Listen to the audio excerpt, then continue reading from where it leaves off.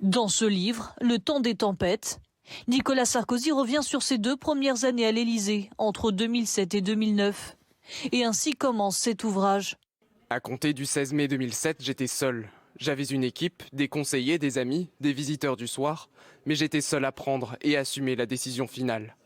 C'est le premier sentiment qui m'a envahi après avoir accompagné Jacques Chirac à sa voiture et être remonté dans le bureau présidentiel qui était devenu le mien pour les 5 années à venir. C'était plus brutal que je ne l'avais imaginé.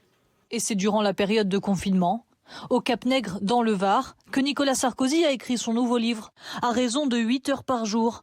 500 pages dans lesquelles il évoque la crise financière et économique de l'époque, son mariage très médiatique avec Carla Bruni, ou encore le Grenelle de l'environnement.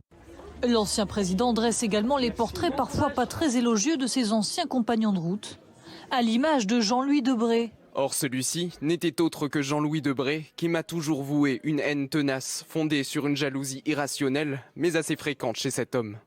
Ou encore François Bayrou.